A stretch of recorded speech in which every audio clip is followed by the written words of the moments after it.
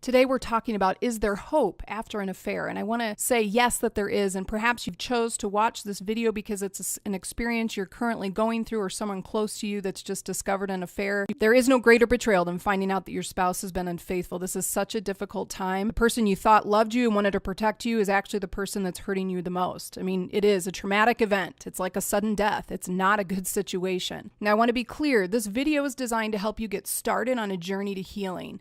But it's just a start. You really need to get into counseling right away with a trusted mentoring couple or professional counselor. Now, I want to give you hope right away from the outset here that you may be feeling totally overwhelmed by this situation if you've just discovered an affair. You may feel lost and adrift, but there's reason for hope. Statistics say that 75% of couples who go through this end up staying together, so that's good news. Also, the Bible promises that you can do all things through Christ who strengthens you. Now, let me just say this, the two ingredients for success that you need: time and a forgiving heart from the offended party. So for the person that's just discovered that your spouse has had an affair, recognize the important role you play. That if you can be forgiving, if you can give this a chance, you are one of the main ingredients for success to get through this in a healthy way. Now let's go to Colossians chapter 3. These verses have some great things for you to be thinking about in this time. Clothe yourselves with tenderhearted mercy, kindness, humility, gentleness, and patience. Make allowance for each other's faults and forgive anyone who offends you. Remember that the Lord forgave you, so you must forgive others. Now, there's some great instructions for both of you in this. If you're listening to this as a couple, to the person who is offended, the person who had the affair, you need to have a gentle, patient heart with your spouse as they are processing through all this and trying to get through this and have a lot of anger towards you. And to the offended, the one that's been the unfortunate recipient of realizing the affair, you need to be forgiving. You need to be tenderhearted in your response to your spouse. If you want to have any chance of moving forward, you've got to be gracious. Now, I have some specific action steps. So to the offender,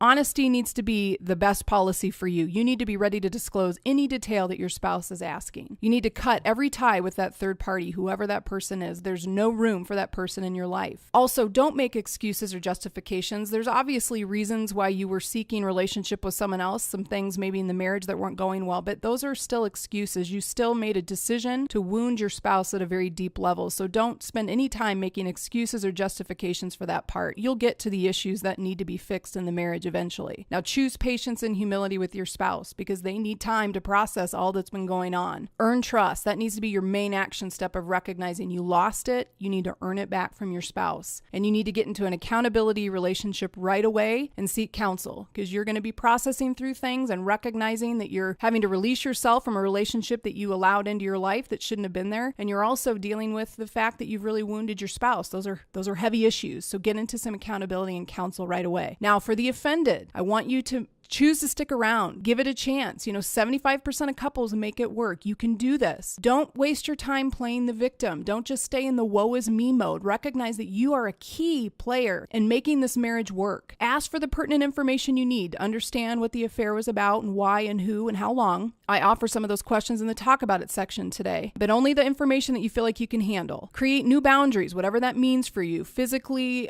your living situation for a time, whatever you need to do to feel safe as you process through all of this and start dealing with the issues in the marriage. Be ready to give a list of action steps for your spouse because they need to start earning your trust back. What do you want to see from them behaviorally that makes you feel like they're in this and they want to make it right? And you also get into some accountability and counsel. That's so important for you as well. So take a few minutes, answer these questions. I promise you guys can make it through this. Difficult as though it's going to be, you can do this.